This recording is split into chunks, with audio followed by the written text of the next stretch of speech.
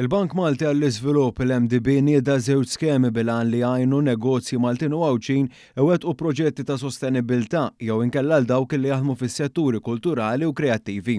Dawn iż-żewġ skemi li qed igawdu minn portafol ta' self ta' madwar 44 miljun euro qed jitellgħu b'kollaborazzjoni mal-banek lokali Bank of Valletta u HSBC Bank Malta billi joffru prodotti ta' self vantaġġjuż għal dawk in-negozji interessati.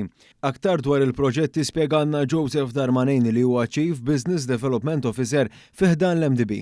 Tinħarsu l-qoddim għal numru ta' proġetti li huma importanti għal pajjiż. Ġifieri qed nitkellmu fuq proġetti li għandhom x'jaqsmu ma' pereżempju enerġija rinnovabbli, ma' greener energy, enerġija ħadra. U sostenibilità wkoll fil-forma aktar wiesa'. Anki tinkludi fl-iskema pereżempju sostenibilità fis-sens ta' soċjal. Ġifieri pereżempju proġetti li jtejbu l-aċċess għal persuni b'diżabilità. Dawk ukoll huma parti mid-definizzjoni ta' sostenibilità taħt din l-iskema. L-iskema l-oħra dik għas-setturi kulturali u kreattivi tapplika għal kumpaniji fl-arkitettura, libreriji, mużewijiet u negozji fl-artiġanat artistiku, servizzi audiovisivi bħat televiżjoni u l-films kif ukoll l-istampar oqsma relatati ma' festivals, mużika u radju. Darmanin qasamana wkoll il-ħidma li titwettaq minn dan il-bank fl-amministrazzjoni ta' fondi Ewropej. Daw l-iskemi huma eżempju ta' kif l-MDB qiegħed iservi ta' punt ta' aċċess għal negozji Maltin biex ikunu anki huma jistgħu jgawdu minn garanziji u strumenti finanzjarji fuq livell Ewropew.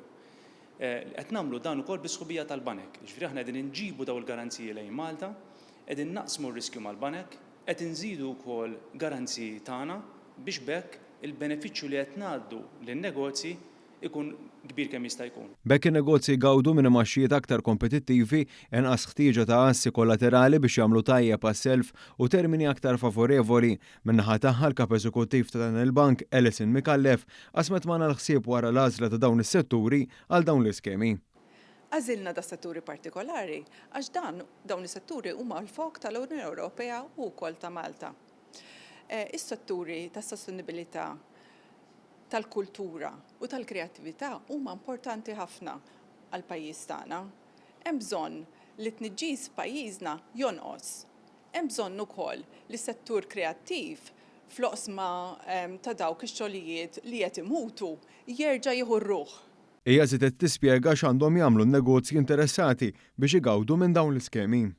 L-ewwel pass tagħhom jekk għandhom bżonn fondi inqas minn miljun japproċċjaw jew il-Bank of Valletta jew l-HSBC. Issa, jekk ikollhom bżonn iktar minn miljun jistgħu jiġu għandna direttament jew imorru wkoll għand il-bank u aħna nitkellmu flimkien.